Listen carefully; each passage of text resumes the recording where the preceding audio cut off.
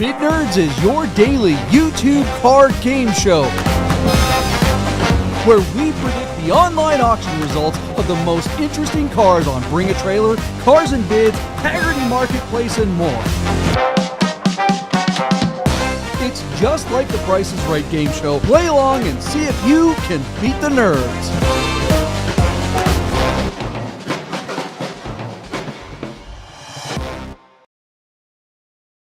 All okay, right. there we go. Oh, I just can't talk to anybody actually right live now. Here.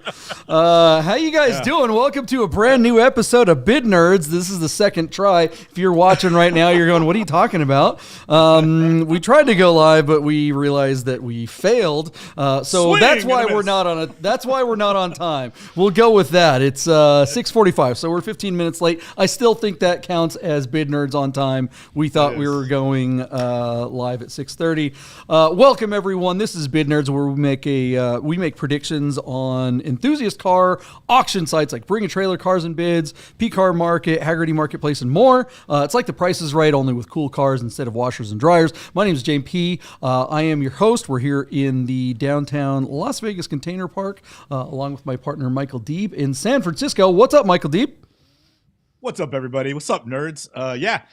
Starting to get the studio together. It's kind of a mess. I'm still unpacking, but it's coming along. I promise it'll look better next time. But JP, I drove all the way out to Vegas to hang out with the nerds in the studio, and half the guys that are in there with you ditched school. What's up with that? Good to see you, Wade. What's up? Yep. Mental? Back in the hot seat, back in the studio. We're sorry to have missed you. We hope Don't you believe enjoyed. it, Deeb. Don't believe it. They were telling me before we went live that they were like, there's a reason why they weren't here. I mean, JP they're did like, say, call me when he leaves town. yeah, he was like, he's coming to visit. You guys don't have to be here, and we're like, we already left. No, but it's good to be back, and I'm glad we had a 15-minute practice run to talk to ourselves. So we shook off the rust. We're good to go, and Switcher Gary behind the keyboard over there is back, pushing buttons, doing his thing. Yeah. Mental, where did you race last weekend since you were gone? Or were you just home watching the show? Actually, no. I was actually in San Diego with Mark Francis, one of the racing teams. We were trying to plan out our 2024 calendar. So that's where I was, yes. Yeah. Any surprises? Any place you going that you've never been before? We talked about it on my show, Everyone Racers. The National Autosport Association, especially on the West Coast, has done away with all enduros. So we're looking for a new venue. So I might be talking the team into doing some Lucky Dog or some. We're looking for some other venues for the car that we run, which is a Spec E46. All right, good luck with that. Oh yeah, there's a dead air. Why don't we talk about our good friends at Gaudin Classic real quick, Michael Deeb?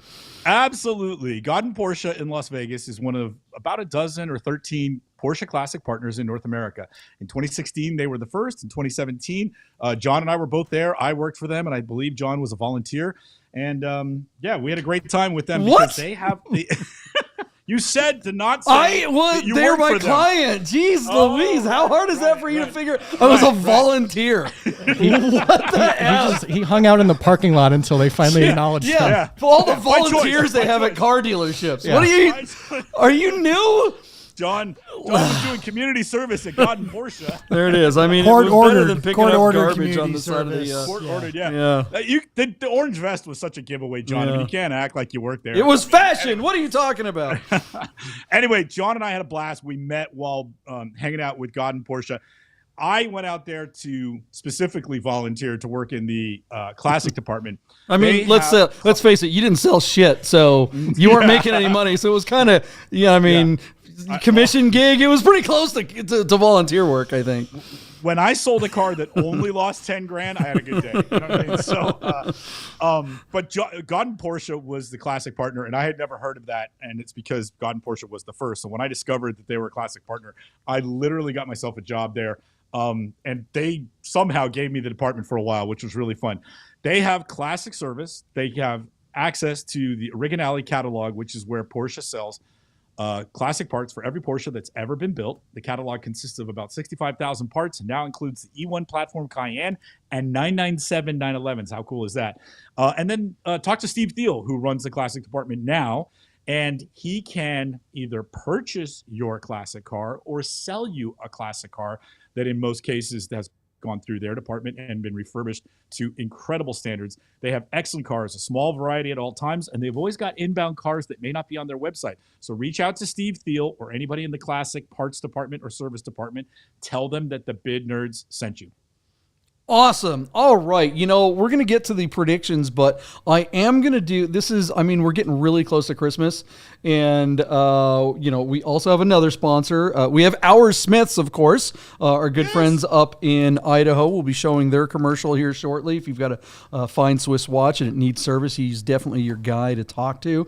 Or if you're looking for a Swiss watch, they can definitely hook you up. Wade needs a watch. I know. So hit up the Our Smiths, man. Come on, hit up Anthony.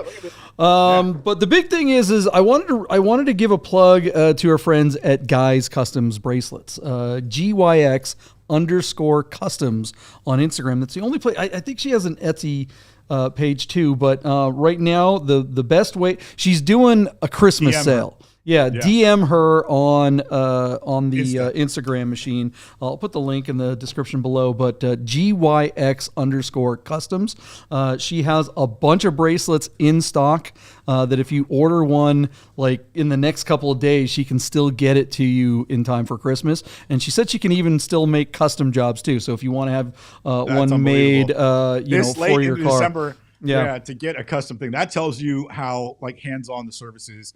Reach out to her. She can do possibly paint to sample if she might have the paint. Yeah, I think it depends on the color. If she can get the color, it really comes if down to the color's readily available, she might be able to get it. But to get turnaround, it's a great gift for yourself or a buddy that is into Porsches or any other cool cars. Reach out to Guys Customs. Tell them that the Bid Nerds sent you. Although they'll know. Yeah, that's true. How are we doing? Mental, are you able to see the chat? Did that work out? Absolutely. We have got everybody in here. Nice. Of course, we got Bob. We've got Aussie Porsche, Randy, Kevin Bodeman, Chris Carbine, of course, Tom Amenta, Kevin Buddha's in there, Chris Brunelli. Clifton Anderson, he's going to be very excited about that 944 we got coming, as well as, and the crew at home. So this is going to be a great show. Nerd Nation doing the work, making the show interesting because we suck. Yeah, what's up, Deep? John, should we break it? Because Mental's sitting there going, everybody's here. And we got like 13 viewers. I mean, is now a good time to break it to them that we had like 24 watchers when those... geez Louise, how many times... We don't say numbers. We never say numbers. Okay. They're so embarrassing. They're so bad. They're ours. They're ours. We set a new high water mark. I thought that was. We use percentages, right? We have a 100% increase. We have a 10x increase over the first. You gotta. It's like you gotta be a tech bro, investment banker kind of language. Yeah. Hey! Show ain't over yet. We went from 1 to 2. Subscribers. Woo. But that is a 100% increase. Now that sounds pretty impressive. All-time highs. Right All-time highs, exactly. We love it. All right, let's get to the sad work of going over our predictions from last week and talk about how wrong Mr. Deeb and I were on the couple of predictions that we made, not last week, but on the last episode on Sunday. Yeah. All right, let's start. Mental, will you pull up the 1989 Ferrari Mondial T that was on Cars and Bids?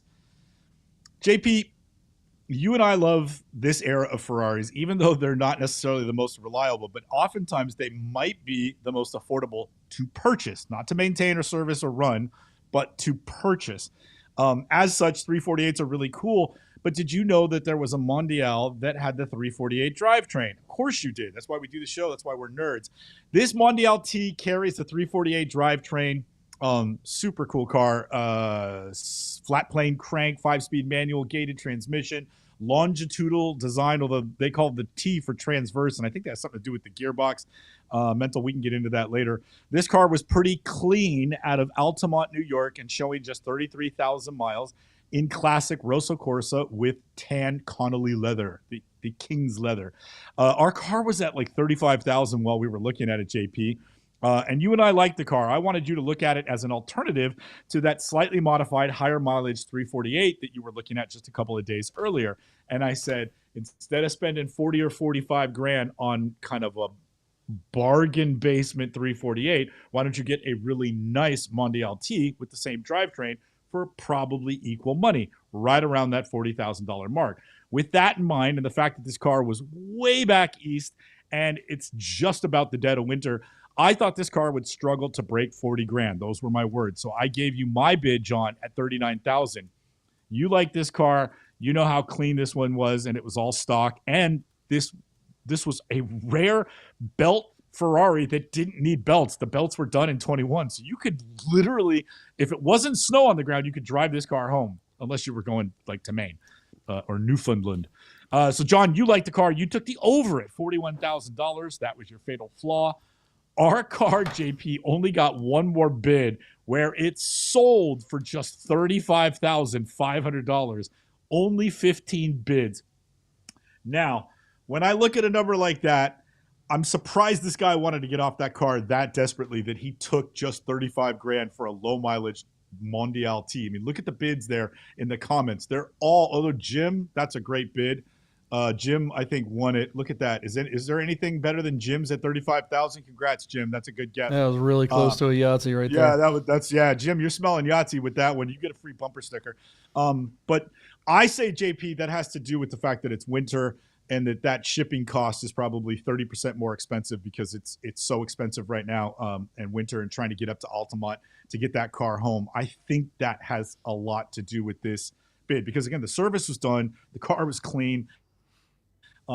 Mondials aren't desirable, but a Mondial T with low miles in red is the most desirable of the undesirables. So, it's hard to make sense. I think this is a $55,000 car in the spring.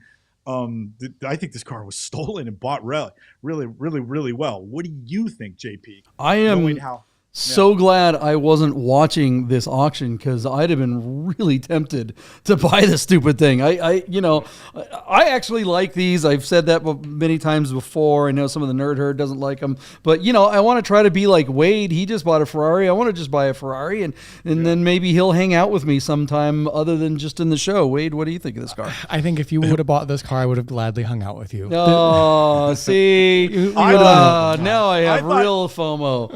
I thought Wade was going to say it's going to take more than a Ferrari, JP. No. I mean, that would have been the smart way to go. And, honestly, I think this is a very JP car too. I can see him cruising behind it. Not in an insulting way or anything like that, but it is, an 80s quirky, cool convertible. It's honestly a cool car. And the Mondials have had like a minor resurgence of interest, being from the 80s and kind of, it's still a Ferrari mostly. I'm surprised it sold for 35. I thought this was a $45,000 or $50,000 car as well. Decent service, low miles, right color combination. But man, is it far, far away. And it sold just before it took its hibernation, I would imagine, for 6 months at least. Yeah, I mean, because I'm definitely the guy that would drive something across the country, and I wouldn't, even a car like that, I'd be like, hell yeah, let's try it.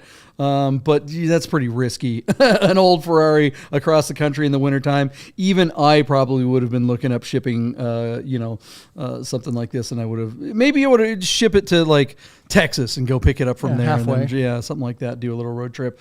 Mental, you like Mondials, right? Mondials? Yes, I am a huge fan. And we've touched on this before. You've got your collector grade and then you've got your driver grade. And not to say that this isn't, especially at that price, a good investment, but this is a car you could drive in. My friends actually just bought a Boxster in Oklahoma and drove it back to Pennsylvania. I absolutely, even with snow on the ground, I might take a more southerly route, but I would totally hop in this thing, especially with the belts done. And it's a great way to get to know it right after you bought it and road trip this thing all the way through. By the time you get it home, it would be due for another belt service. Yeah, true. But this is worth every penny. Yeah. But, this was like one of the earliest, I believe the only 4-seater cabriolet, blah, blah, blah. There's a great, if you've got a lift, you can still do some of the work on this yourself. These are great driver cars, and they haven't fallen prey to some of the other fanaticism that you're seeing with these Ferraris. This is just someone got a great car. I hope they drive it. Damn it! I wish I had bought this thing. Mental, would you say this is MR2, the MR2 of Italian cars? No, because it doesn't suck like an MR2 does. Why? Here we go. Why I would call this the Miata of Ferraris. not that. Shots fired. All right, moving on. The Ferrari no one wants. Got it. Yeah. All right. Well, that seems fair. What do you guys think of the results of that Ferrari Mondale? Was that a steal? Would you have driven it across the country, or did I personally dodge a bullet by not getting this thing? Let us know in the Kevin comments says below. you did because they are worse than terrible. They're very bad Fiats. I don't know if I agree with that, but I like his position. That's just fun to say. Yeah, Jabroni Zone. I like that name. He says Belcher. Jeff. What?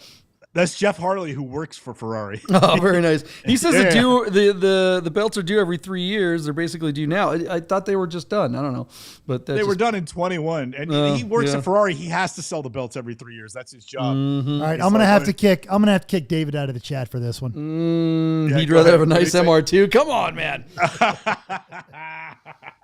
Yeah. There you All go. right. Booyah. All right. Let's move on. What other poor predictions did we make on the last episode that a bunch of you guys obviously missed?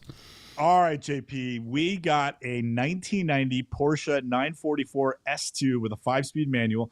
This was an alumni car that previously sold on Bring a Trailer in February of 2020. I mean, minutes before the world shut down, for $19,000 with 81,000 miles out of Oxnard, California. The car shows now, why did I say 19,000 miles? Car shows 83,000 miles now. So I got the mileage wrong, but it's in Rolling Hills Estates, California.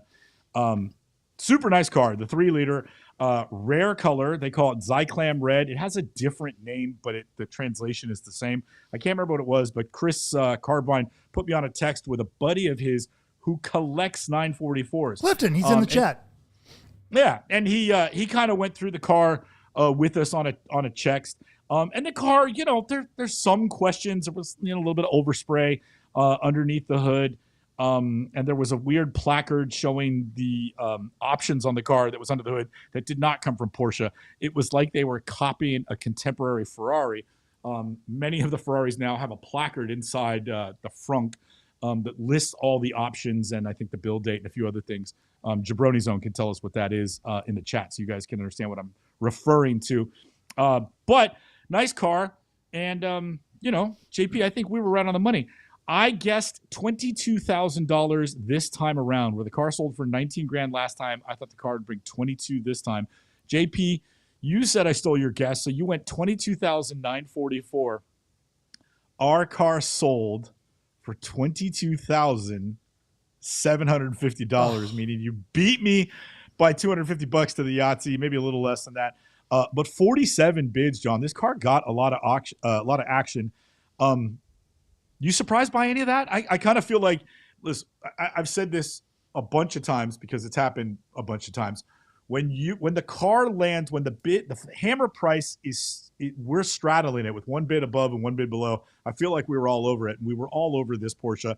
I think that's a fair price for what you're getting here. This car is not a collector piece.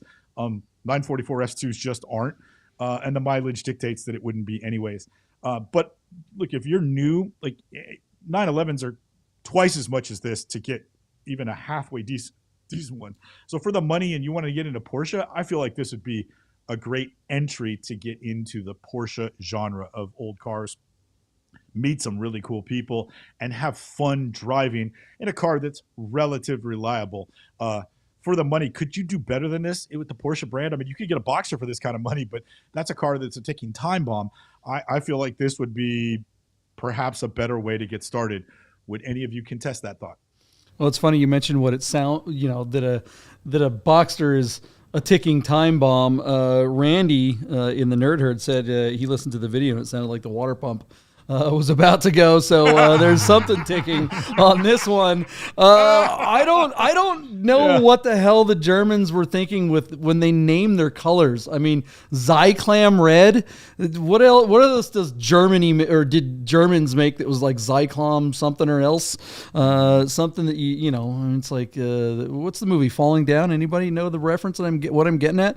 Only Zyclone B. Give it to us. That doesn't mean anything to any of you guys? Seriously? Nope. Didn't study. Zyklon B. It's the stuff they use in the gas chamber. Like literally, the Holocaust gas is called Zyklone or Zyclam B. It's maybe I'm a way to syllable bum off out or the something show. like that. But it's like I don't want. I think that's why this car didn't bring any money. It's just like it's just too much. It's just too Nazi. What do you think, Wade? Oh, on that note, Yeah. I mean, at least Zyklon B. It was Zyklon B. Very close. Wade's to like Zyklon. Wade's like my Uber's here. Good night, everyone. yeah, I picked It's like we were gonna hang out, but the no, wrong not day so to come much, back to yeah. the studio. This place is falling apart. No, but hey, 40-something people would disagree. Color naming, or if you want to call this purple color aside, I mean, it got a lot of action, and I think this is right within that realm of price point that we always say every show. It's affordable enough to get an enthusiast car. It's priced right. Nobody's going to really go broke spending 20, 25K on a car that they can drive. This seems to be well represented. A lot of close-up pictures. Everything's put together nicely. Sure, it has some mystery parts and pieces, but like you said, this isn't a collector grade. Nobody's documenting everything about this car. For 20-something grand, somebody will drive it. They will enjoy it. Maybe that's the introduction to, their Porsche journey, or maybe it's somebody who has 2 or 3 Porsches, and this is the one that they'll drive even more than the other ones that they don't want to drive. Would you drive this, Mental? Great. Oh, absolutely. All day, twice on Sunday. And you can have this discussion. I feel like the current seller, the current owner, nailed the color with that vanity plate, apricot. That's a fun color. No one gets mad at apricot. No one launches into this. This is a great color, great take. I got, just everything Wade said and more. This is a fantastic car. For the less than an Indy Miata, you've got a great ride. Wade, would you look at that vanity plate and tell me if you see apricot or appreciating? I thought for sure it said appreciate or appreciation. I thought it said apricot. Appreciating. It's up for interpretation. I think it says gas chamber red. my God. Here we go. JP. Here we go with this one. He's going to be voted out of the studio. Nerd Herd, what do you guys think? There it is. It could be appreciating, apricot. Yeah, either one. Both of those 2 words are really nice, but yeah. Apricating, really? Wow. Anyway, moving on. I don't know. You guys are just not willing to have fun here, I guess. Come on, Holocaust jokes don't play. All right, let's move on to the other prediction we made from the last Sunday's show. What else did we make? All right, JP, on a car, moving from a car we just about nailed to a car we both missed, but I really missed, is this 1999 BMW M Coupe. I picked this car, John, because of my stance that at 104,000 miles, but with the S52, albeit the more reliable drivetrain, that there would still be a lot of value here with the high mileage. It's that clown shoes and the M Coupes are basically pretty hot right now. And low mileage examples are regularly trading in the 40s and almost $50,000 range. But this car with 104,000 miles, I thought would represent a very good value and still be a car that you could drive and put 100,000 miles on without having to do any major work. So I selected this car, but as we looked at it, we saw that it had an accident on its Carfax. It's got this rear wing and a second set of wheels that aren't very nice, and the panel gaps were a tiny bit off. So I cooled on it while we were reviewing it. And with that in mind, I coughed up a bid of just $15,000, which would put it at the fair value and not good. John said these cars bring 20 grand all day long. Our car sold for $29,225 on 27 bids on Bring a Trailer. JP, that's 50% more money than you bid and 100% more money than I bid. So what do you think of that result?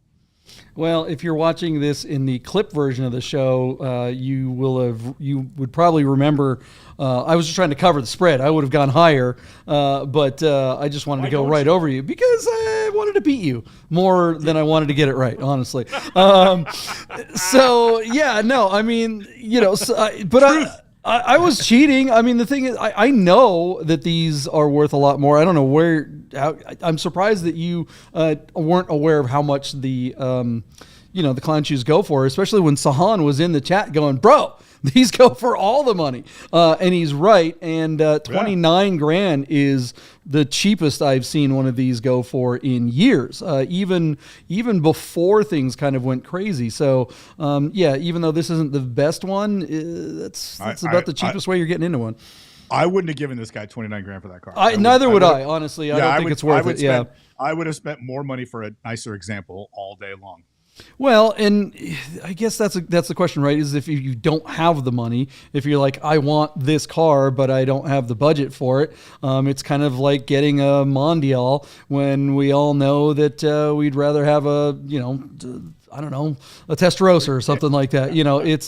This is sometimes your budget says you have to get the busted one. But even if if all I had was 29 grand to buy something like this, I think I would choose a Roadster, or maybe try to find a non-M coupe. If you really liked the coupe style, I think you'd be better off than getting a busted M coupe. What do you think, Wade?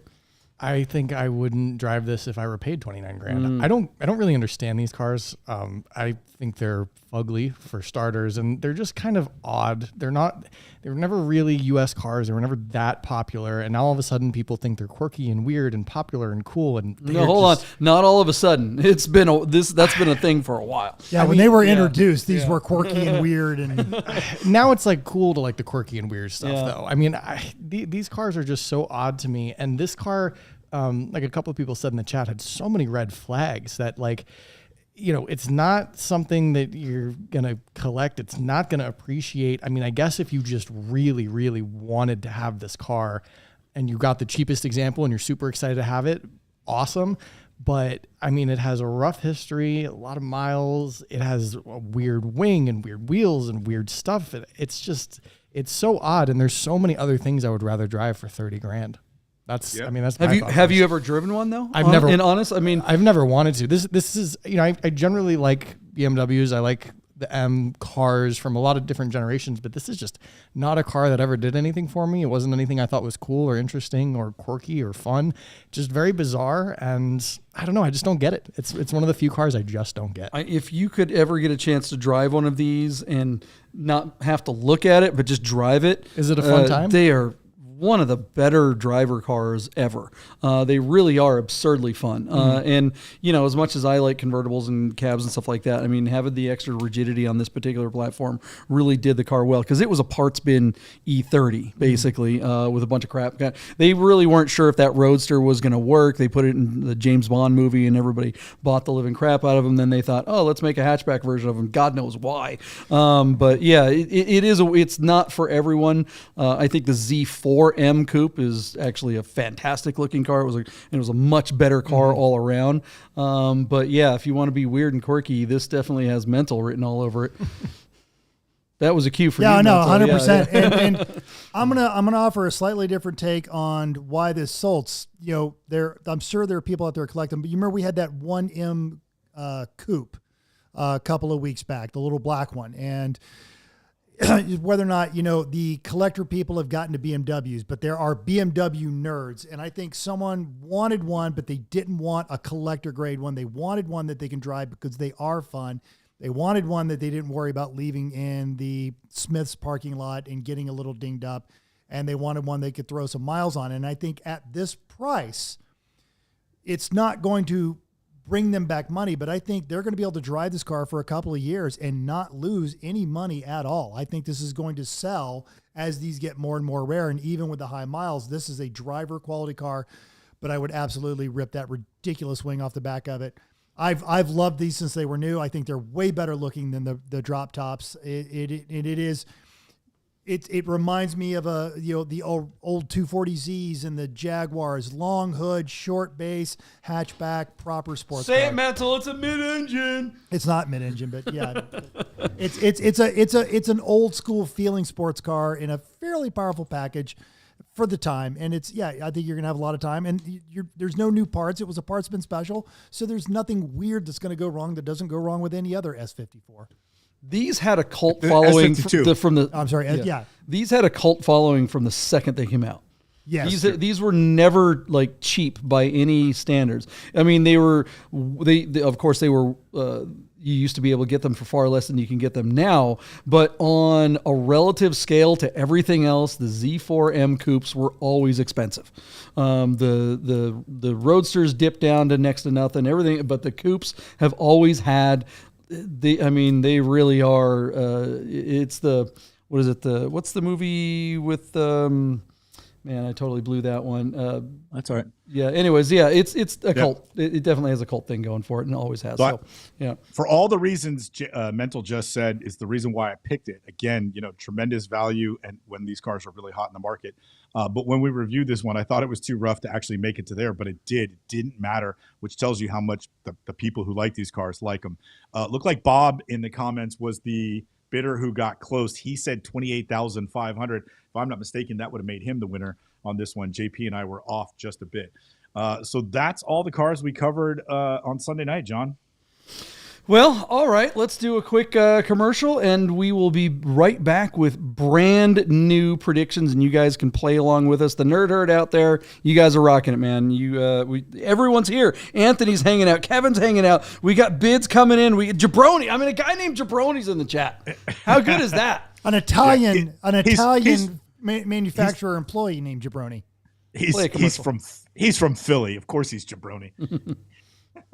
Hey guys, I gotta tell you about our friends Gaudin Porsche of Las Vegas and Gaudin Classic. If you're looking for a new Porsche or a classic, you gotta call our friend Steve at Gaudin. This guy. Save yourself the hassle of screwing around with all the auctions like we always talk about, and just talk to Steve. He'll find you the classic Porsche you're looking for. Gaudin Porsche of Las Vegas. If you don't subscribe to Bid Nerds on YouTube right now, I'm gonna shoot this 997. If you said, wait, that's a 996, you're a nerd. So subscribe to the new YouTube channel, Bid Nerds. Hey guys, you're probably looking at your watch and wondering if Bid Nerds will ever end. So you better talk to our friends at Our Smiths to make sure your Rolex, Tag Heuer, AP, or any fine timepiece is in tip-top shape. Our Smiths, fine Swiss repair. Whoops. Why am I on your commercial? Mental was really into Our Smith's commercial. He wanted to. That was a live reaction video to the Our Smith's I had to get my finger out of my nose so quickly. That was embarrassing. Oh man, his switcher Gary did not. You set this up. I've been gone for 2 weeks. This is your doing. Do we have another version of that commercial with voiceover, or is it like the unboxing? Mental, what do you, as an unboxer yourself, was that a good commercial? Absolutely, it's a fantastic commercial and a fantastic company. You should absolutely check out Our Smiths. And once again, we'll go ahead and shout out to our friends Guys_Customs, GYX_Customs. Which, if you were watching that unboxing video, you'd see me wearing my Guys Customs right now. That's right. You've got, what are you rocking, like 3 of them? No, I got the two. I've got the one that matches my watch and the one that used to match my car. Oh, very nice. Excellent. Yeah, she's ready to take orders tonight for the next few days. I think we'll probably do another plug on what. Yeah, they're still standing by. Wednesday might be the cutoff, so we'll plug again. Guys Customs bracelets. She has a bunch of bracelets in stock available, ready to be shipped for Christmas. So order your Guys Customs bracelet right now. Buddha's telling us we skipped a car, and I wasn't here. Did we? Is Buddha full of crap? No, we just did the 3 cars. Yeah, we just did 3 cars on the last time. We've I don't know, Buddha. Maybe he just thinks we're just doing 3 cars front and back because the 4 cars were getting a little long with when we had more of us here. So people on the East Coast have to go to sleep sometime. Keeping the show a little tighter, trying to get it a little tighter. So let's get to some brand new predictions. What's the first car on the list, Michael Deep? Because Mental is so verbose. Mm-hmm. All right. So the first car on the list was selected by our friend Chef William, who runs the food at the country club at Red Rock Country Club in near Summerlin. Is that the right way to say that, JP? Chef selected for us, Mental, the 1985 Porsche 911. This is an ROW, which stands for Rest of the World. This is not a North American car.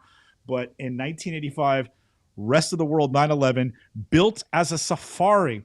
Chef liked this particular car, sent it to me and John, and asked us for our bids. I, of course, responded to Chef's text and gave a bid, and JP, I don't think, has ever seen the text. In any case, moving on, our car is located in Statesville West, North Carolina. Mental, tell me you've raced there before. Nope. Yeah, whatever. Can't win them all. This car was built by Sports Purposes Garage East between 2022 and 2023. It's equipped with Terra Engineering MCS suspension, braid wheels, PIAA. How do you pronounce that, Mental? Is it PIA? PIAA is actually how I always say it. Yeah. Safari lights, tubular bumpers, carbon fiber ducktail, rear deck lid, dance mufflers, and classic retrofit electric air conditioning. Topped off with a Momo steering wheel, some sports seats, and a Wren shift shifter with RS door card panels, and a custom fabricated aluminum fender liners and skid plates. The car is Grand Prix white, has a 3.2 flat six paired with limited slip differential, and service in October 2023 included changing the oil and replacing the first gear slider, synchro, and brake band. Look, this is a super nice car. Looks like it was built to a pretty decent standard. We love these things. I think everybody, all of us to a man, would love to have one of these cars. But this looks like a pretty nice one. A lot of them are made with SCs, and those are punchy little engines and probably a tiny bit lighter than these cars. But this one looks really nice. I love it in white with the white wheels. It's got some super chunky tires on there, JP, and the mud flats. What more would you want? Super cool car. I bet it sounds great. And look, it's got sports seats and the whole shebang. I like this thing. So JP, there's no air conditioning from the factory, but it does have air. It's got 156,000 miles on the car. What do you like and what don't you like about this? Because you know these cars intimately better than I do. So what might this car be missing, or could they have gotten something wrong? Otherwise, do you like it, and would you endorse it? Yeah, I like it, but I don't think it's not like a stellar build. It looks like it's pretty kind of run-of-the-mill. It's got a lot of the stuff that's just kind of bolt-on. It doesn't look like it's really, this is definitely not a Keen, like a David Keen build or a Lee Keen. Lee Keen or what is it, the Smith guys up there, or not Smith, Kelly Moss. It's definitely not a Kelly Moss build, but it's nice. It's good enough. If you're going to do Safari, though, I feel like it's got to be a G50. Because when you're shifting around in the mud and the dirt and stuff like that, I don't know if I really want to be fighting against a 915. And I know, and I like 915s, but let's face it, they are a little bit more of a struggle to deal with. And a lot of times when you're dealing with this kind of weird traction stuff, you really have to be all over the place with your shifting, and especially in a car that has not a ton of torque. So you're really going to be messing with it if you're going to be using it for its purpose. I just don't think I would build an older 911 or anything other. This wouldn't be an older air-cooled 911 because it is still a 3.2, but it doesn't have the G50, and I think that's going to hold it back. But no, it's a cool car. I just wondered if these are kind of if people are a little done with it. Is the Safari thing still a thing? Do people still care? You're getting some agreement from the herd. Yeah, some people like it, some people hate it. Yeah, it's cool at the right price. John, isn't it the right time of year to buy a car like this? Yeah, there's something to be said for that. This is definitely going to get you, something that you can absolutely use right now.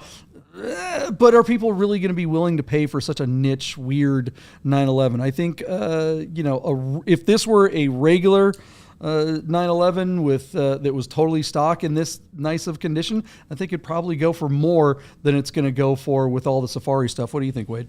Yeah, I can agree with that. I think there is a market for this car right now for the winter time, for the off-road season, and I think that the market for this car was really hot a year or two ago, and there were some Safari builds that were going for tons and tons of money, $250,000, which is crazy, but those were not this car. This is a very tame build, arguably very nice, but not particularly over the top. Even some obvious stuff, a roof rack would have been nice, some, changing up the interior, doing a little bit more with the exterior, suspension wheels, some parts and pieces to kind of make it even a little more aggressive, I think would help its mass appeal.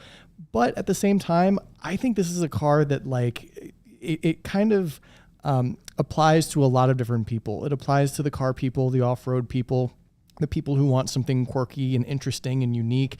And I think if you don't want to spend six figures, you may not have to here. But I don't know if it's like the all-in crazy Safari build that I would be looking for. And this is definitely a car I would consider because it's kind of the best of both worlds, but I think I'd still want more. I want more Safari if I'm going to do it. Good take. What do you think, Mental? Yeah, I could see how people say this is done and it did get overplayed, but I don't think they're ever going to go away because it is a fun thing to drive. And I maybe one day I can afford one of these things if everybody's mad at them. So, people are still building them. They'll still be out there, and that'll bring a price down for one of these cars to something that a bottom feeder like me could have. But this, I actually like that it's not an over the top build. I wouldn't add anything to it. I would leave it exactly as it is. The big question I have for you guys right now, being that it's almost the end of the year here,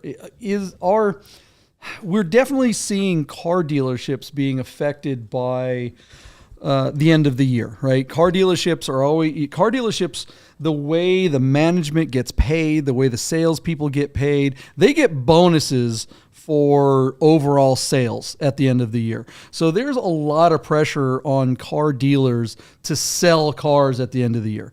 It makes a big difference on whether or not they're, how many losses, losses can actually help them in some situations, right? If they're trying to get some losses against if they made a bunch of profits at the beginning of the year, it kind of behooves them to sell cars at a loss now because they can do write-downs, all kinds of stuff like that. They can also do write-downs at the beginning of the year. So there's a lot of math going along at car dealerships right now. And so if you want to buy a car from a car dealership, now is probably the best time of year. There's a lot of excess inventory in regular cars, normie people cars.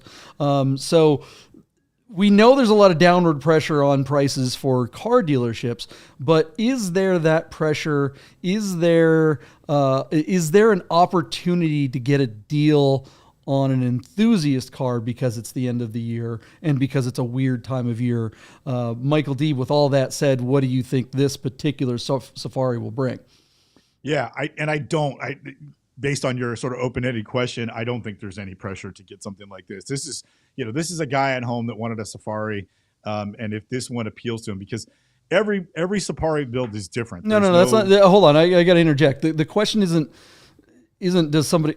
I'm saying, is there downward pressure on the prices? Is this a good time of year to get one? Oh, well, yeah, I think that might be the case. This guy's getting off this car in December, so he needs Christmas money or winter holiday money, or he's just done with the car. So yeah, I would agree with that. I think that's a pretty good take. Mental, will you pull up photo number 18 really quick? I just want to show something to John. Yes, give me mere seconds. Keep talking. Amongst yourselves. So JP, did you notice that this car was a slick roof? I did not notice that. And I am under the impression, and I could be wrong, I've been wrong many times in my life, like 3, that you couldn't get an 85 Carrera. I didn't think they brought a 3.2 to the United States that didn't have a sunroof. So if this is the body to the car that is underneath it, that's pretty interesting. Wait, it's an ROW. I forgot. It's written in the title. So that's why. Yeah. In the rest of the world, you could have got this car with an optional sunroof. In the US, they only came with sunroofs. So it's kind of a neat thing in that regard. I would have made sure that was in the first paragraph copy, and that was not listed anywhere. And I think, again, I don't know that there's a quantifiable difference, but I think that would have been an interesting thing to highlight. Once more, it seems like it's probably it's kind of thing that the car that goes more to my case that the car would be worth more if it were stock, because a slick top is absolutely something that people would want in a stock configuration. So what's this one going to go for? Yeah, JP, look, a nice Safari, especially a 3.2, could easily bring $120,000. And here's where it gets interesting. Our car doesn't close for 2 days, but it's already at $65,000 on 13 bids. The tea leaves suggest this car is going to break $100,000, but upon closer inspection, I'm less impressed with this car than I was when I was looking at it on my phone, texting back and forth with you and Chef. So while I told Chef, I thought, at a glance, this car might be $120,000. I do not believe that. So I'm going to give you my bid at $90,000, where I do think it will sell, but I feel like $90,000 is all the money for this example right here. Yeah, I mean, Safaris can bring that much money, but this one just isn't that good. It's just not that good a build. It's not. There's nothing. It's not a bad build. It's just not that good. I'm gonna go 86,911 and send it off to Wade. Yeah, I agree with that. I don't think it's the Safari build. It's an okay build. It's kind of a quirky ROW car as well, so it's not that special. I didn't think it would be a six-figure car either, so I'm at $91,911 and see what happens. Yeah, just about a month ago, there was a sick 964 that was done right, and that thing you barely made $120. So I mean, this car is nowhere near that. What do you think, Mental? It's everything you guys are saying are true. It's great. Someone's going to get a really, really cool car, and I just hope they drive it. I am going to also go with it doesn't make six figures club, but I'm going to say it goes for 911. All right. Wow, you're the high man. Some pretty good numbers. Kevin Bodman out there is at 65,911. Buddha's at 81. Tom Amenta is at 87,500. Lee Patet hopping into the chat at 87,917. And a little earlier in there, Chris Carbine was at 89,911, and Anthony was at 77,911 because, quote, lose in 5 years' time with these Safaris. All right. Ross, does Ross think it's going to get over 100? Is he at 100 too, or what's he saying? I'm not sure if I... Ross did. He's saying 102. You think it's going to break 100? Hey, is that in, JP? Is that in like New Zealand dollars or something like that? What are those worth? Yeah, kangaroo bucks. Did Shep ever give us a bid when we were texting? Because I didn't see it. No, I didn't see anything like that. All right, well let's move on. But before we make another prediction, let's actually go back. The Nerd Herd doing our jobs, Michael Deeb. Let me tell you, they're all here in the chat. We did skip a car. We skipped that GTS. We did. There was that car? we have bids on the spreadsheet. So I'm like we just didn't. That makes sense. We didn't write down who won. So who won? Yeah. We'll find out in just a second here. We cover it, it's probably me. That's probably why you skipped it. It all becomes amazingly clear. All right, what was the GTS? All right, so we did. Thank you, thank you, Buddha. As I blush, a 2012 Porsche 997.2 Carrera GTS that's literally parked right out in front of my house here in Half Moon Bay, California. That is a 3-wood away from where I live. 97,000 miles on this GTS coupe, and the car features the PDK transmission. Listen, it's a 7.2 GTS, which are cool cars. But, John, you made a very strong argument that high-mileage 997s are kind of the kiss of death. And I was juxtaposing this against two earlier cars we had covered, like that M Coupe with high mileage, and wondered if this would be a bargain for somebody. Well, both things could be true. It could be the kiss of death and still be a bargain for somebody. Because, John, I guessed $72,997, and you guessed $45,997, and our car sold for $52,500 on 27 bids. JP, you did win that one. Because you were... I see how this works. You were about $6,000. Fake news. We're just suppressing the truth over here. I see what we do on Bid Nerds. All right. No, Bid Nerds is brought to you by Fox, the media company. So, JP, with what you said about high mileage 997s and what I thought this car would be a bargain in like the high 60s, low 70s, this car traded hands for $52,000. Would you have bought this car for $52,000, or would you think that is this guy going to lose money at $52,000 when he decides to get off of it in 2 or 3 years, or is he going to have a blast, enjoy this car, and turn around and sell it in 3 years with another 25,000 miles on it and get his $50,000 back? What do you think is going to happen here based on that result? Yeah, this car is definitely going to see a used car depreciation curve. All the PDK cars are just going to go down. I mean, make your argument that PDK is better than a manual. If this thing did have 3 pedals, it would have stood a chance to actually bring some amount of money. But when you combine, just 997s and 991s, as they get older and they get in the higher miles, people just don't want them. The people that have them say that they're great and that they're fairly reliable. I don't hear a ton of people complaining about these things blowing up, but we did talk about before on the last episode that PDKs, if they do fail, they fail in a hugely expensive way. People are like, yeah, great car. I'd love it. It's probably going to fine.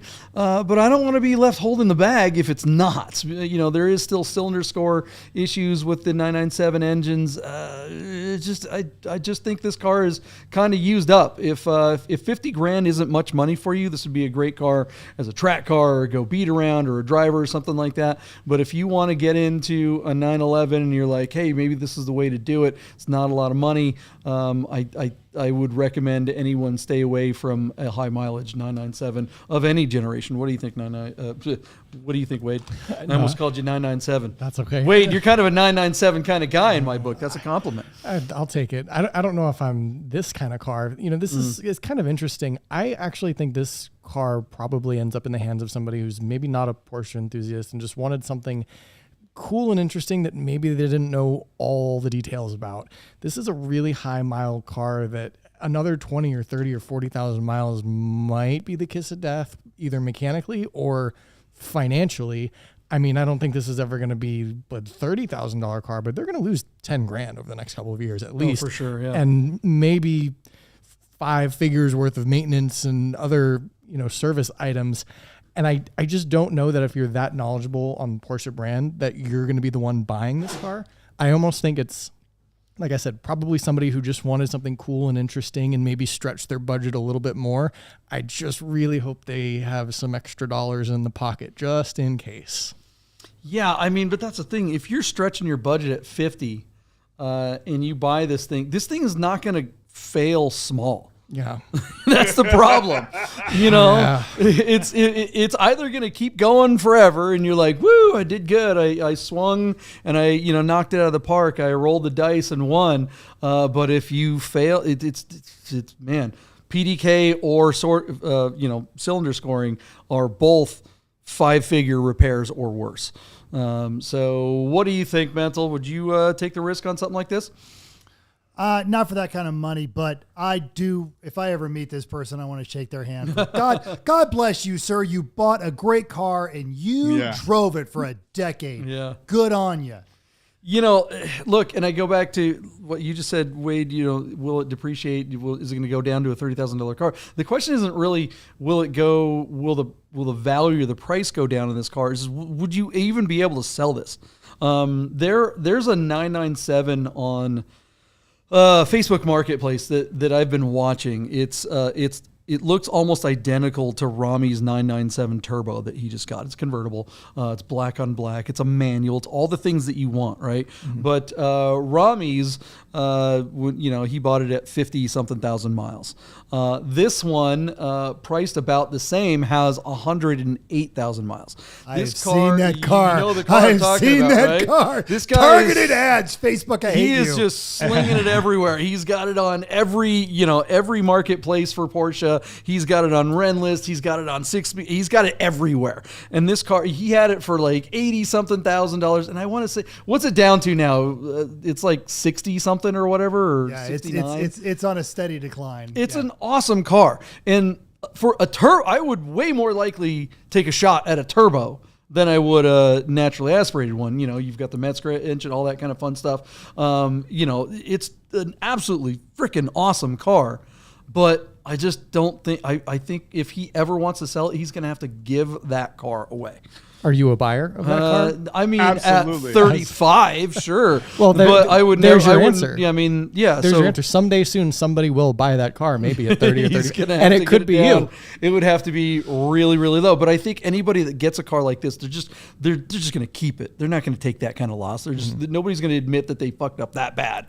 They're just going to be like, no, they're a great car, and I think hope it doesn't blow up. It's one owner away from that. I feel like whoever bought this car, just making wild assumptions. Yeah. They're the last owner who's going to drive it for a year or two and then desperately try and sell it when it's like just about to crumble to the ground. And then the next owner, maybe you, for 30 or 32 grand. With the PDK, I wouldn't. I mean, that turbo that we're talking about, sure. But this GTS, the one that we just bid on, this car's radioactive. There's almost, I mean, are there any fans of Aqua Teen Hunger Force out there? The Aqua Teen Hunger Force is one of the greatest shows of all time. You know I am. I know Mental knows it. The Moonanites, they stole some guy's mail. They thought they had a check, but it was a bill. That's what this car is. You cannot cash this in. It's just going to be a negative. The longer you have it, the worse, the more radiation it's going to spew, and the worse it's going to be. So, well, now, and I do want to. We're beating up on this car, but I do want to ask you guys and Deeb as well. So this person drove this car fairly regularly, probably putting about 10,000 miles on it a year. You feel like they had a lot of regular service done on it? Because I don't feel like it would have made it to 98,000 miles without at least a couple of visits. And we did have Bob in here talk about how you got the PDK fluid change at 60K, and those PDKs are rebuildable for sub 5K. And I feel like this engine is I don't know, but this is a solid engine. I think this engine will probably go to 200 if you took care of it. Hopefully. I mean, or it'll that's a problem. I don't know. 97,000 miles was the right time to sell this thing. I mean, he got out under 100,000. If this had 6-figure on the odometer, I think it would have been really, really hard to sell this car. So I think he drove the heck out of it. I'm with you, Mental. This guy did it right. He drove the heck out of it and got it out at the last second. I think he got all the money for it. And I think whoever bought it, it's their car for a very long time. Because it's not like you can sell this. Money's expensive again, so no one's going to be able to finance it, especially with the higher miles and it's being older now. So yeah, and it did have an accident on the Carfax report too, which isn't that big a deal, but it's just another thing that just becomes an issue for these modern cars. All right, what do you guys think of the results of this GTS? Was that well bought? Is this a car that is going to actually hold its value because it is a .2 and the new buyer will do okay because they bought it right? Or did they buy themselves a radioactive bill like the Moonanites on Aqua Teen Hunger Force? Let us know in the comments below. I hope you can see this because I'm doing it as hard as I can. Yes, I love the Moonanites. Ignignot and All right, let's move on to predictions. Let's make some new predictions. We've got a couple more cars. What do we got, Michael D? All right, I hope everyone in the Nerd Herd is sitting down because everyone in the Nerd Herd that is a fan of the show knows that I love old Italian cars. So we have a 1970 Fiat 850 Sports Spider on Bring a Trailer that John Polnick selected for review. Thank you, JP, for contributing to the selection of cars. I know this is the exact model of your first car. Is that correct to say? That is correct. A little history in the show. This is the first car I ever owned. Isn't that cool? This particular car is offered not this one, but one just like it. It was a black one. Sorry. This car is offered out of West Lancaster, Pennsylvania. It shows 52,000 miles on the odometer, but it's true mileage unknown. These cars are powered by a 903cc inline 4. These are single cam motors. This car only makes 52 horsepower stock, JP. It's all it needs. It's got a 4-speed manual transaxle. Bring a Trailer calls it yellow paint, but this nerd right here can tell you that yellow paint is called ochre. It's got 13-inch wheels, and underneath those fronts are little teeny cute, adorable front disc brakes, which, by the way, Mental, those are they're 2-piston opposed, so they're kind of sophisticated for a 1970 Fiat with no guts. But split chrome bumpers, wood-ridden steering wheel. All the news here is that motor sits behind the driver. This is a convertible rear engine, a lot like an MR2, right? No, actually, not at all. It's a lot like a 911. The engine's all the way in the back. It's not a mid-engine. This is a rear engine car. Rear engine. Yeah. This would be a mid-engine car if there was if the engine was in the middle, yeah. Whatever. Moving on. It would be a Camaro if it had a V8 up front. Yeah. Okay. Well, anyway, so much for the car's really small joke. JP, I send it to you. This car spent time in a California museum before relocating to Florida. The car was bought by the selling dealer. Yeah, nothing important there. So, JP, tell everybody why you love these cars so much. And I can tell you right now, as a guy who's owned a ton of old Fiats, This car looks really clean. It looks really, really nice. The steering wheel, the fake wood on the dash, that little cheap carpet, and the vinyl seats are in excellent repair. This is a cool little car. They say here that it makes 48 horsepower, but some of these cars were brought in from Europe. A lot of these cars were not actually donated for or designated for North America, and those other cars made 52 horsepower, which is really interesting, which is where I got my facts. But JP, I send it to you. Why'd you pick this 850 Spider? Because it was my first car. Yeah, I mean, this is a total nostalgia play for me. Thanks for indulging me on this car, you guys.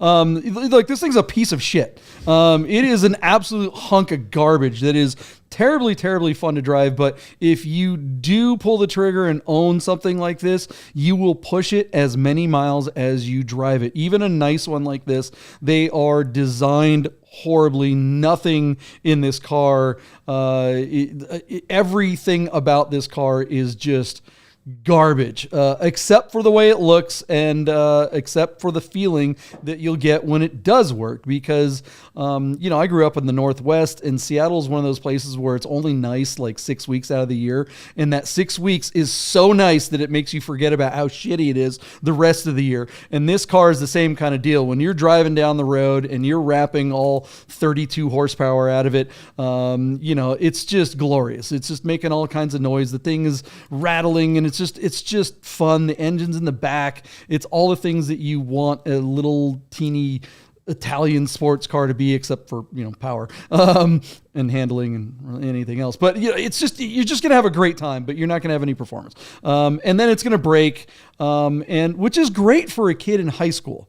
Because I'll tell you, you take your date to the movie, and then you come out after the movie and you get in the car and it doesn't start. And so back in the 80s, you don't have cell phones, so you got to go call someone. You got to go borrow a phone, and then you got to call someone. They get, and somebody's dad's got to come out and pick you up, and that's going to take a half hour, 40 minutes. So what do you do with your high school girlfriend in a car when you have all that kind of extra time and you can't go anywhere? That's the only bonus of this car. But it's not enough room in there to really do a whole lot. But anyways, this is a ton of fun. It's just a piece of shit. You're going to everything's going to break. The what is it? The alternator, it screws right into the block, and the bolts break off in there, and you got to screw. I mean, just like everything. The fuel pumps, I probably replaced 20 fuel pumps. I mean, my $3.50 an hour job in high school was soaked up by constantly having to buy Fiat parts. What do you think of this car, Wade? I think sat in this, I bet Wade knows. Hold on. I think if Wade was sitting in this car, his head would be sitting above the windshield line. These things are so teeny. Yeah, they're so small. And before he goes into this, I'm going to make a prediction about his prediction. He's going to say he doesn't know much about these cars because they're so old. Well, you're not wrong. I don't know much about them because I'm not a Fiat person in general either. I'm curious, JP, how many miles did you have to push it, and how often did it break? That's what I'm saying. And like every other time I drove the goddamn thing. Really? I mean, so it's getting to work. Just always late. What brought you to the car in the first place? It looked cool, and the convertible came down. Can you do my camera? Yeah. No. I want you to look at the comments. Oh, I'm missing the comments. Dude, the car. I fix it again, Tony. Yeah. No. Andy, Andy? It's on the screen right here on the TV. Oh, what did you do to your girlfriend in the car? He's trying to just work. What do you think? We did our math homework. I mean, give me a bro. She wouldn't put out in the movie theater, so I finally got. Geez, you guys are not with me on this one. I'm totally with you on that one. And she didn't laugh at the fact that your car broke down in the parking lot. No, that was the great thing. It's like when she was felt done bad for laughing, me. she felt bad. She felt bad. Yeah. Look, that was the thing. That's the great thing about all Italian cars and sports cars. See, I mean, this is the whole myth that happens. Loving. What's that? What's you that? Got some sympathy loving. Sympathy loving. Yeah, no, this is the thing when you come up, when you're growing up, especially in the 80s, and I think I have a video about this on the Der Fascination channel. It's from my TV show. It's one of my road trip rambles. It's like when you came up in the 80s, you thought, okay, I'm going to get a cool car, and women are just going to like fall all over me because I'm going to have this cool car. You buy into the fantasy. You're watching Fall Guy. You're watching Magnum PI, and they got cool cars, and they got the cool ladies. So if I get a cool car, then I'll get a cool lady. It doesn't work that way. They don't give a shit. They don't want to be stuck in a parking lot. You're right. So it works for a while, but that only works a few times. So then you have to get a different girlfriend who falls for the cool car thing for a little while, and then you get stuck in it. It doesn't Sounds like work. a full-time job in and of It's itself. just not a good thing. Yeah, no. And then pushing the thing, it just broke. How long did you have it for? Until it blew up. I Until bought it it. finally I bought it on my birthday, which was like a couple of weeks before my senior year in high school, and then I think the thing broke, seized up on my way home just before Christmas break. Oh, wow. Then I had to go back to the old Dodge Colt. The family, we had a spare car. It was a Dodge Colt, 2-door, 78 Dodge Colt, built by Mitsubishi. The driver's side was bashed in. You had to get in on the passenger side. That car, let's just say the girls did not like that particular car. That's fair. Bringing back bad memories. Mental. I'm going to say, if you drive a great, big, huge, fast truck, everyone knows what you're compensating for. And there might have been also something too. So if you drive a tiny, slow car, what are you compensating for? So a little bit of salesmanship on that one. This is a great car. I absolutely love this thing. Yes, it's quirky and weird and everything that is just great about the car hobby. And you don't buy this car to impress anyone. You buy this car for yourself.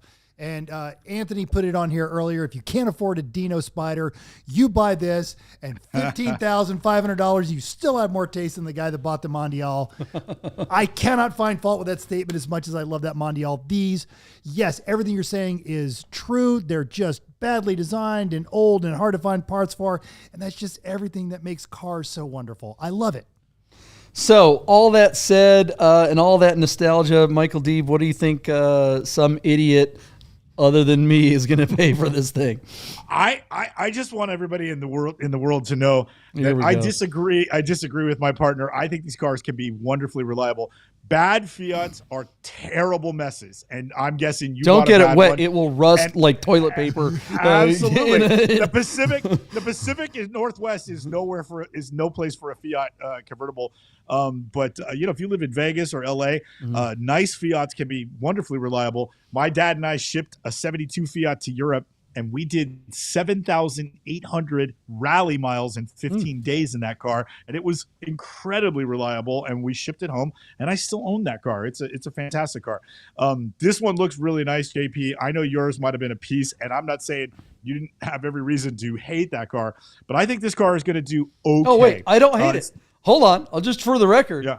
I love that car, even though it was an absolute steaming pile of shit. It was one of the favorite cars I've ever owned. Yeah. Yeah. Sorry, go ahead. So our car is at $8,750 on 6 bids, and it closes tomorrow. So the tea leaves don't look too good for this one. I think our car is going to bring. I'm going to give you. Man, I really want to go. I'm going to go $15,000 and just see what happens. This car should bring 20 to 25 in this condition, in this color, in the spring. But this is the wrong time of year to be selling this car. Like you said, JP, 3/4 of the country is asleep on convertibles, especially Fiats. And that's a bummer. I feel bad for this guy having to sell this car now. He should have sold it at the right time.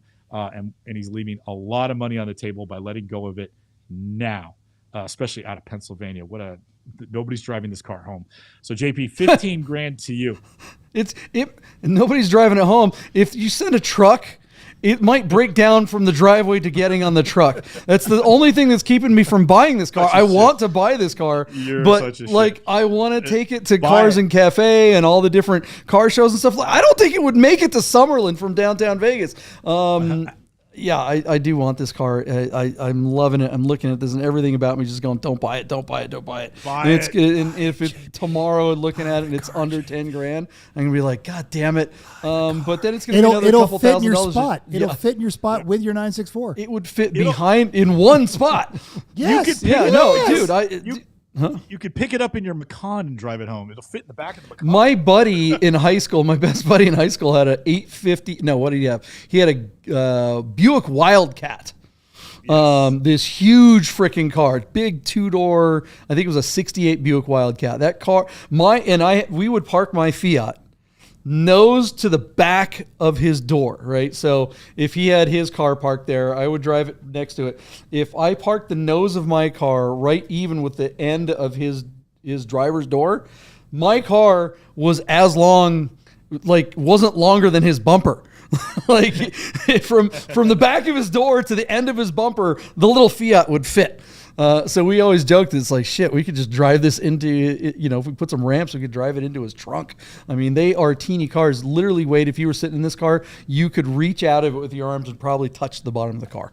I mean, it's just a fun micro experience. car. Yeah, it really, it literally feels like a go-kart because it's not much bigger than one. And that's not an exaggeration. That's not hyperbole. That's just, it's really not that big a car. So you gave a number, D. What was your number? What? 15 grand, and I'm sure I'm the optimist here. Yeah, I'm gonna go 12,850 and pass it on to Wade. I have one question for you, JP, before I make my bid. Do you remember how much you paid for, if you're comfortable sharing? Oh, back that's then? a Just good so question. I can kind of gauge where we're at. I paid $900 in 1988 for that car. Interesting. Would have been quite the investment Yeah, today. I'd say. yeah, right. Well, I'm sure that car is like disintegrated. this is probably my car right here. There's remnants of there. It is. That's the left side door. The rest of it is rust flakes in the dust in the wind. Oh man. Well, I think I think for $14,500, somebody will still enjoy it. Seems like a lot of money for a tiny go-kart that's going to crumble beneath your butt when you drive it, though. I don't know. Yeah. Mental, what do you think? It's a wonderful, wonderful car, but I feel like the double-digit percentage of people who even know what it is sitting in this room right now. There's a picture of it with the sitting there with a bunch of convertibles, so I don't even know if this guy has to sell it because he's got a storage warehouse or something. Just probably realized they're not driving it and just going to ditch it. Maybe somebody gets it for Christmas. I don't think it's going to bring big money. I think someone is going to have a really, really fun car to sit in when it's broken down the side of the road, and they're going to love it. Which is just what Fiats do. You're still happy when they break down. I think it's going to go for $9,500. Whoa! So that you don't think it's going anywhere between now? I just don't think there's enough people out there that want it. And I think you could buy this car. If you could buy this car even for less than 12 grand, have it for 3 years, you could probably turn around and sell it for about what you buy it for. You could buy this car, have fun, and not lose that much money discounting repairs. Yeah, I mean that's the thing. How much money is the going to cost to constantly? Oh, Sahan finally showed up. Oh, look at Sahan, that. just type slow. Just type it in right now. You This won't be car lying. is definitely slow. Getting up hills was like, another situation. Should I just push this thing? I don't know. Not a lot of, and there were a lot of hills in Seattle. Yeah, boy, I do want this car, but it's like, I do think it's going to be somewhere in the teens, and with shipping and everything like that, I don't know. All right, because the nerd herd is all saying you should buy it. Mm-hmm. I like, who said, Jabron, who was saying that someone should tell Rami? Ross said Ross, yeah. Rami. Somebody call Rami and tell him to buy it for me for Christmas. It would be an excellent stocking stuffer. Yeah, it would. It would fit totally in, fit, It would yeah. fit in the stocking. Yeah. Rami will put an LS in it, at least half of an LS. That would, if you did that, you'd be sitting on it. There's no, even if you put it in the back, it'd be like up your, okay. It would finally be mid-engine, and then Mental would like Mental would actually be all right with it. I'd finally Mental have likes it already. my Italian MR2, finally. then it All sucks. right, guys, let's move on to the last prediction. We got a cool, maybe not so cool. I don't know. This last one was picked for a reason, but what do you think? Before we go any further, I have to apologize to Chris Carbine. He sent me a 2008 Acura TSX on Cars and Bids that we are not covering because my partner selected a few cars, which almost never happens. The car he selected that trumped that cool little TSX is a 2023 Rivian R1S Adventure Edition. This car is on Cars and Bids. It's got 60 miles. So basically the guy bought it and drove it home. It's offered out of Santa Ana, California. And the car closes in just a day. I don't know anything about these cars. I'm not even going to get into it because I didn't select it. I am just going to introduce it and get out of its way and send it over to JP. What is it about this car that you found interesting? And what is it about the market for sort of, this new wave of heavy duty electric vehicles, JP. So I think you're going to juxtapose this against something else that's making headlines. So take it away, John. Well, yeah. I mean, you can finally get a Cybertruck. Everyone's talking about Cybertruck, right? People are shooting them with machine guns, showing that I guess they're bulletproof or something, like literally. I don't know. There's a lot of people that hate Elon Musk, so they're like, oh, I'm going to get this instead of the Cybertruck. But everything I've heard about him, and I honestly don't know a goddamn thing about him either. They look nice enough. Okay, great. But unless it's a Tesla, it seems like if you're going to do the EV thing, you're just stuck with a really difficult time charging these on any kind of regular basis. I think if you're going to do a cyber or some kind of SUV truck, the Hummer thing is kind of pretty neat. They all just kind of blend together, these crazy EV heavy, just ridiculously expensive EV trucks. They were all the rage, but now every dealership that sells some kind of EV, Mercedes EVs are just, most of the Mercedes dealerships are having to rent extra lots to store all the extra Mercedes EVs that they've got. Audi they're stacking up. Like nobody can sell an EV. The EV market is just taking a crap. The only EVs that are selling are Teslas, and Tesla, that's partially because Tesla is, they've got it down. They lowered their prices, they're out there going, okay, we're going to make market adjustments. And now all these other vehicles, the Mach-E's and the Lightnings and all that stuff, they're just, no one could sell them to save their lives. And the feds are getting rid of the EV. There's like that $7,500 rebate that was around. That's going away at the end of the year. So all those EV vehicles that are stacking up on dealers' lots are now going to go up by $7,500. So I think that just spells doom for most of these non-Tesla SUVs. Add to all of that, the fact that it's just, I keep hearing that these just turn into bricks. There's a local dealership that's gotten a few of these because they were kind of the rage and they hadn't met the dealers. And they've had two of them that literally sat for like 5 months while they tried to figure out how to get the thing to turn on because some software glitch happened and literally a brick. This is a car, at least my old Fiat, if it broke down, I could push it. This thing stops working. You need a forklift. These things are so heavy. Wade, what do you think of the Rivian brick? Oh, I could talk for 30 minutes about all the points that you made. Because why, Wade? Do you have some sort of technology background? I do. And I don't do anything EV related on my channel personally much, but I'm around a lot of EV things, cars and tech and startups and stuff. And I have to keep an eye on the EV market because it is what people are really, really interested in right now. Unfortunately, or fortunately, depending on which side of the coin you're on, it's kind of a rough time to both buy an EV and be an EV owner. If you are an EV owner, if you bought a Tesla sometime in the last year and a half, that Tesla is worth 30% less, both in depreciation and the fact that Elon Musk has decreased the Tesla prices quite significantly. If you're a buyer of an EV, there's a lot of options out there, but a lot of the options aren't that great. If you want a Tesla, you probably would have already bought a Tesla by now. If you want an option like this, these things, the Rivians, the pickup trucks, and the SUVs are still like $100,000 plus trucks. And they have a big question mark when it comes to reliability. And I would say the question mark has become an exclamation point because they were ranked like one of the least reliable cars of the year for a multitude of reasons.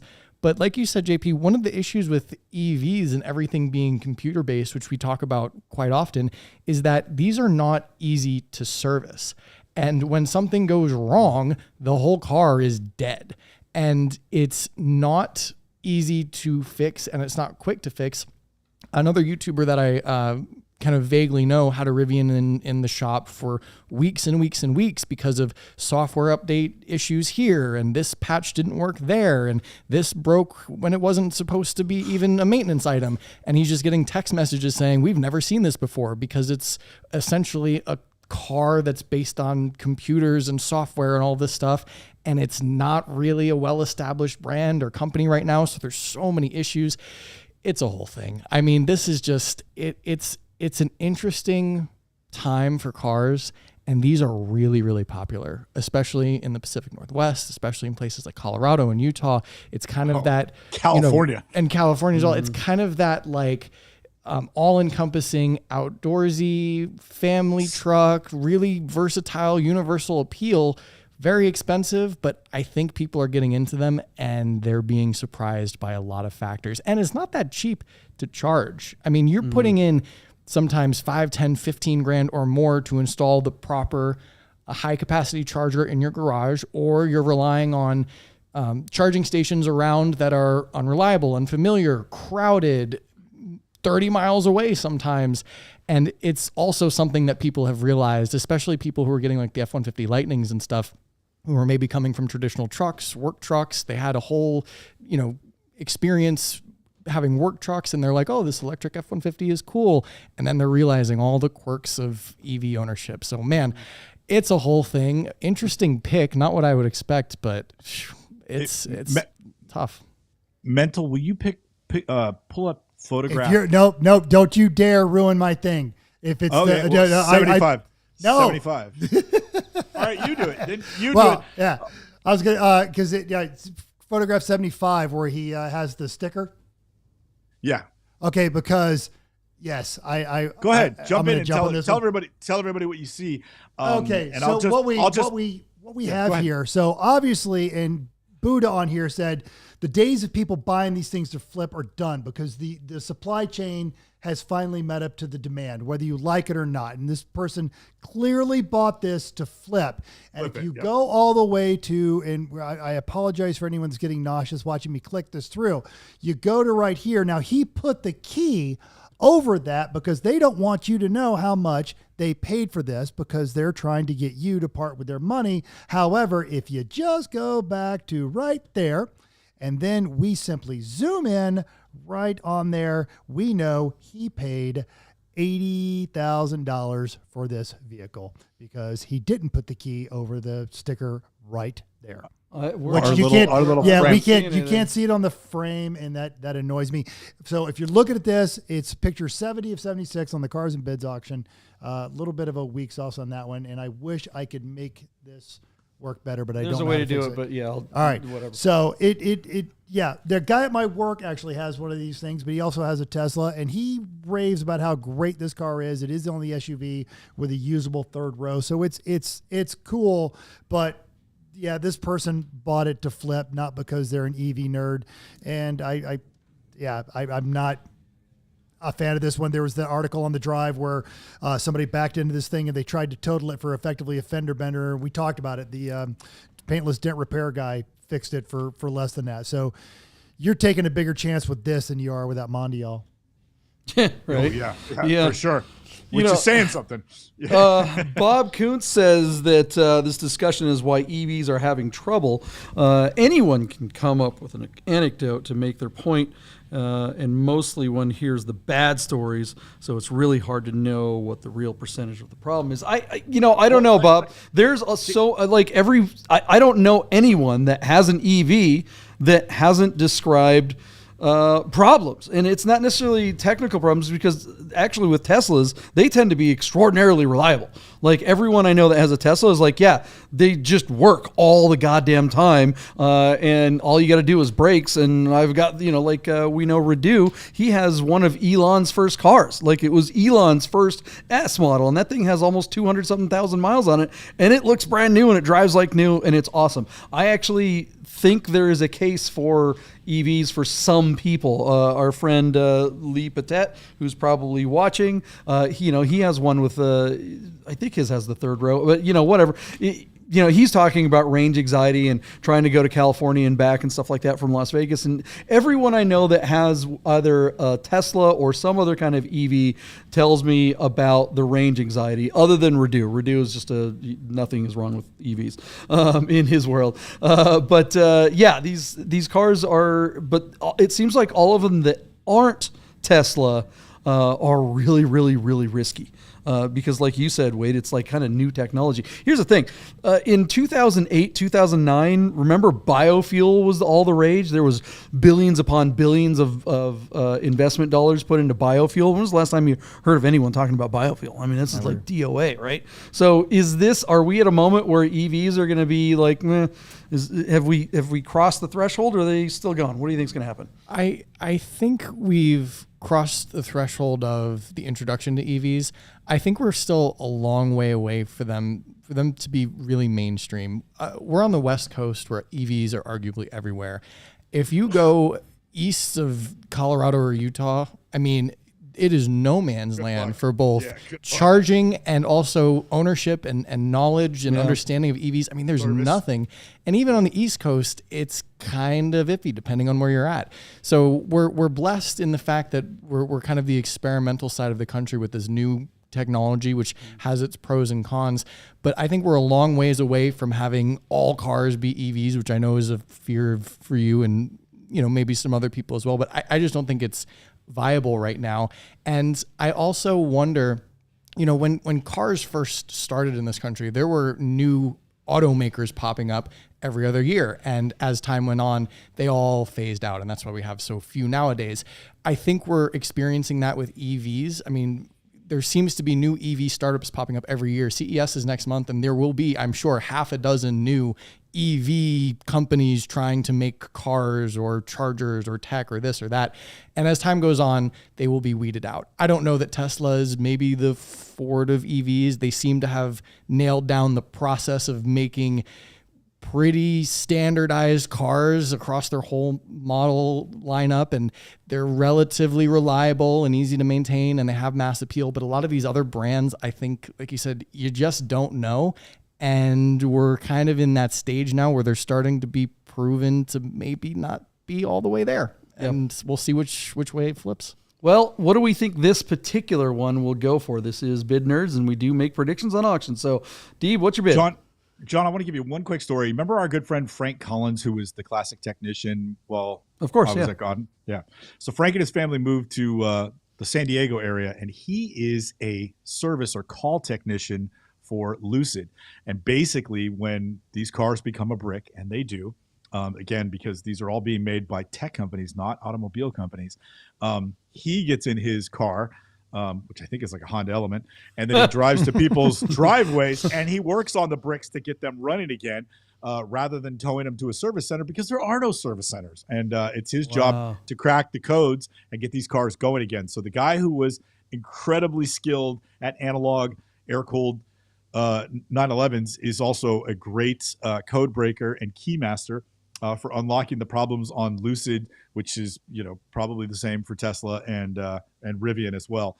But your comment that was being challenged by one of your take that was being challenged by one of the comments, oftentimes is true. To talk to Frank and hear about all the teething process of getting these cars to become reliable machines for their owners is a process, and there's no secret sauce. It's trial and error, trial and error, trial and error.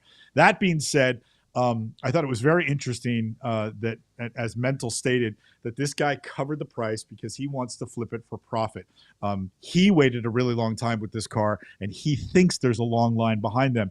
But as was mentioned, supply has caught up to demand. You can order a Rivian and get that car in about as long a time as it takes for them to build it. And while this car was paid for in the 80s, the base price on this car, which was the second wave of deliveries, the first wave, the base price was $75,000. The second wave was $78,800. And I'm with Mental. This guy doesn't deserve to turn a profit on this car. He owns it. He waited. He should keep it. And the idea that he was going to sort of expose it and make a lot of money, I think, is gone. I think that the audience is going to see what he's up to by covering the price. I do not think that helped his case. And so I'm going to say $78,800, and the final bid is going to be equivalent to the base price of his Rivian. He's not going to get all the options, and he's certainly not going to get the tax and license that he paid for, and he's going to wind up eating it, and he's got a firm grip on this car. That's what I think is going to happen.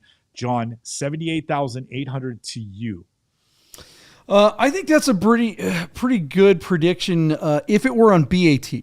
We're sitting on cars and bids, and I think Doug's platform is the right platform for EVs. Don't get me wrong. I think Doug does well with stuff like this. But I think... Let me lob you a couple more. Let me lob you a couple more, JP. The car closes in a day, and it's at $69,000 on 9 bids. The comments called him out for covering the thing, and so the commenters disclosed that this was based on the VIN, a second wave car, and what the base price was. And of course, Mental showed you that if you could zoom in on your thing, you could see the sticker price anyway. So they called him out on it. So I understand where you're going with that, but I want you to know what's happening in the comments because we didn't really discuss that. Well, I mean, it actually goes right along with what I was going to say, and kind of so it really backs up where I was going. I mean, a lot of times, like we say all the time, cars and bids, unlike the other platforms, doesn't as often see late stage rallies, and it's not uncommon for bids to just stall out days before the thing ends. And I think given what you just said, if the comments are already kind of sour on this guy, I think this is it. The last bid was like 4 days ago, and I think we're not going to see another one. I think this car is going to FTS at $69,000. I don't think it's getting another single cent. What do you think, Wade? Yeah, so no offense to Zach Miller if he's in here, but Cars and Bids has become like the unofficial Rivian dealership. They have sold like 150 Rivians in the last year or two, and I feel like I see them list a T or an S like every week, every other week. The thing about them though is that they don't really seem to sell below MSRP that often. Maybe everyone turned on this guy and the bids are done, but people still want these. And I think a lot of them still don't understand that you could spec one and get one relatively soon. Yeah. I think he probably still gets close to MSRP at like 79,000.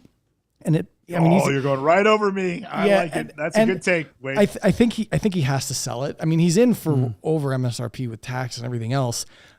He's not going to get 100. He's not going to get 90. He is probably not going to get 85 with all the comments, but at 78, 79, like he has to sell it because this is it, another month or two and it might be a $70,000 truck. Yeah. I mean, Zach's in the chat. He says, and Zach Miller is from Cars and Bids. He says we have like a 97% sale rate with Rivians. People want them. Okay. Hold on. Let me finish though. And I think that was, that's been the case. I think that the tide is shifting so heavily with EVs and particularly this cars that that's great that they've sold 97% of them before. Is that going to continue now? Sorry, Dee, what were you going to say? Since Zach is watching and commenting, Zach, knowing that most Rivians have roughly the same MSRP, what is Cars and Bids stance on what percentage of MSRP do you allow to set the reserve? What's your stance for setting the reserve on a brand new delivery mile MSRP? Do you go at base price? Do you go at MSRP? Do you go plus 5% for reserve?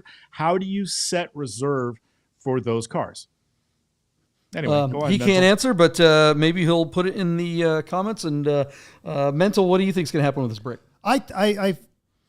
Rivian people are willing to wait. They are a lot more refined, I think. And this is the people that buy Rivians are researched on that. I do commend Cars and Bids for having a 97% sale rate. And the people that I know have them actually do love them. And this was a well-tested car for what was brought to market. But I think the fact that everyone's soured on it and it's got their just soured on this listing, not on the Rivians, and definitely not on Cars and Bids. They have soured on this particular seller. I say it also, I'm just going to say it does it because I got to pick a price below you guys. I'm going to say 77 fails to sell. If it had 2,000 miles on it and you just, I didn't like this very much, and you'd probably have a better chance of turning a profit on this one. But yeah, that's where I'm going to go with there. And Zach is in the chat. Let's catch up. But he said in the last three our Rivian auctions, it'll sell. He's confident, and I'm glad they're on there. And then he did just come back there, Wade, or rather JP and Deeb. He came back with an answer to your question. So he says they don't have a hard stance on that percentage. Obviously, they want to sell any car. If it sells over MSRP, that's the deal. And good on them because that's the business that they're in. And that's why you should consider listing that one there, and that's just the reality. And I don't think the reality. I think this guy's just trying to turn a quick buck. It's like that the Gazoo tuned Toyota we had a while back there. Once the people get a sense that you're trying to prey on them, they turn on you fairly quickly, and that's agnostic of site or vehicle. I think this is going to go badly for the seller, but everyone else, if you're looking for a Rivian, absolutely go to Cars and Bids, just maybe not this one. Yeah, Cars and Bids is your Rivian superstore. Based on what Zach said, that, you know, if it's going to go for over MSRP, they want the cars to sell. All of our bids are well below MSRP. And so if we're in the right range, I think this car is in danger of selling because Cars and Bids has afforded those sellers a slightly more generous reserve, structure. And I think if Cars and Bids is aware of it the way we are, and Wade has sort of brought to our attention how supply is catching up to demand, then it's time for Cars and Bids to change their stance on where they're protecting the assets with reserves. Otherwise, this car could fail to sell, and the next few could. This isn't an uncommon car. It's not like a car that sells once a month or once a year. I mean, I think there's got to be more than one Rivian for sale right now. And I know I've seen on Twitter. On Cars and Bids. Yeah, on Cars and Bids. I've seen like every week there's a Rivian for sale, just sold. So Cars and Bids knows what they're worth. The commenters know what this one is MSRP. The seller has to be aware of where the market is for this car. I don't understand, and maybe help me because maybe you know better, because I'm just not an EV guy. I don't at $70-something thousand, there have got to be freaking bargains on brand new Mercedes Qs or Audi EVs or Taycans or any of the other SUV type EVs. Why would you? What's the big deal about this one? They're all kind of the same unless you're in a Porsche one. I mean, there's definitely some brand discrepancies as far as tech, range, features. Is the range that much better on this one than any of the other ones? I can't speak to range one way or another on a lot of these EVs, but I know that people like what's new and different and interesting, and there really isn't a comparable like third row big SUV EV. Mercedes has actually the largest line of EVs out of every auto manufacturer, but they don't really have like a big SUV. Chevy doesn't really have a big EV SUV. Ford, the Mach-E is actually really, really popular, but it's not quite comparable. So the Rivian it's a crossover, and so the Rivian has kind of filled that gap with the pickup truck and the SUV that was kind of missing. I don't think people are cross-shopping this in like a Cybertruck, for example, but I think people are like cross-shopping this in like even like an Escalade or Suburban, and they're like, well, this is an EV and it's new and it has maybe more technology. Does the Hummer have a third row? It probably doesn't, huh? I don't know if... Pretty damn big vehicle. Nope. Yeah, I don't know. The Hummer has a pickup truck and the regular SUV version, but I don't know if it has a third row. But people are cross-shopping those too. Let me throw you some data. There's 4 Rivians on Cars and Bids. This is one of 4 right now. Yeah, Zach actually helped it and said that too. Yeah, there's one of these with 2,200 miles. Exactly the same package, same color with 2,200 miles. This particular car has 835 horsepower and 908 pound-foot of torque and has the maximum driving range rating of 321 miles. Even before I read maximum driving range, 321 miles is generous for a car of this size and that specification power. Most of the cars that are like this big with that kind of power can only go about 200 miles. So this is fully loaded. And those ranges are always estimates. Yeah, they're always on the higher end. They're very, But that's as good. Perfect conditions. And Wade brings up a good point. This car at the moment is peerless. Lucid is bringing an SUV that is based on their same platform, so it's going to be this size. But Rivian has beat the Lucid to market by a year. Wow, that is quite the discussion there. My beard looks really good on camera, right, guys? Doesn't it look good? I was growing it kind of long. I was going. Santa Polnick. Yeah, man. I was going kind of the Movember thing, and I'm going with it. I'm gonna just like go full operator jihad type thing going. I don't know. We'll see what happens. I'm probably gonna shave it by the next episode. Thanks for hanging out, you guys. The Nerd Herd really got into this one. We got some great information. Zach Miller from Cars and Bids. Thank you very much for hanging out in there and giving commenting with us. Zach, you got to get me or Deeb on with Doug, or you or Doug got to come on our show. We got to do what do they call it? Collabs, right? Isn't that what the kids say? Come on, let's do this, Zach. People, make it happen. And Zach, we want to thank you for not only watching but chiming in. And then when we put you on the spot, we really appreciate your candor. You're a great sport, and we love that you're part of the herd and somebody we can count on. It's fantastic. All right, guys. Where can we see your content there, Wade? You can see me at Tech Daily if you want to do any last-minute holiday shopping for yourself or loved ones. I have lots of reviews on all sorts of tech and gadgets and phones and earbuds and all sorts of stuff. But my content creation season is coming to a close, and I'm relieved because it's been a busy holiday shopping season.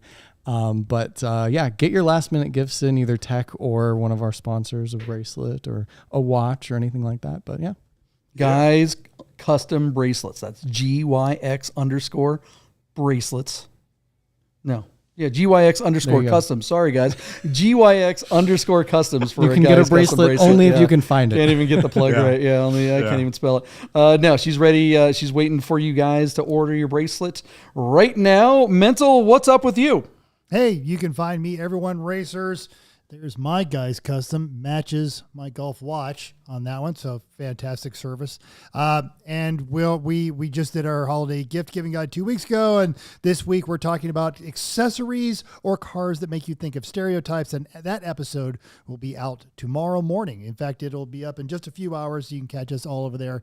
We are also done with racing. Our season has come to a close and we won't be starting again until February. So, Daytona.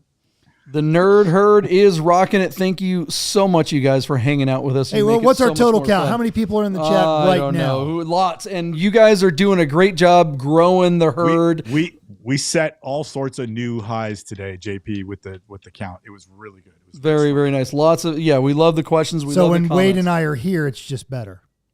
Probably. I mean, Deeb and I should probably just dip out and let you guys do the show and find a couple of the nerd herds. Look, the nerds. I think the nerds have been out there just spreading the word. There's just no other way that this is happening. You guys are telling your friends, and they're coming in, and we love seeing that. It's just so much fun. So thank you very much. You and guys. I like that we're doing this earlier. Get some of those East Coasters involved. So is the 6:30 time helping you guys? It's going to make it better. I think this is foreseeable. This is what we're going to be doing. 6:30 Wednesday and Sunday night. So maybe 5 o'clock Sunday. It's 8 o'clock their time. There you go. All right. Slow down, mental. Now we got math going here. It's getting all. Hey, and also Vampire Bear's on here, and they neither one of you guys are holding your Hulk fist, but they said that everyone should hit that like and subscribe and that notification button so they know if we go 30 minutes earlier. Mine's in the garage still. I got to unpack it. Yep. See you later, guys. Everybody can reach me at mdeeb@haggerty.com if you need help buying or selling a car. Thank you.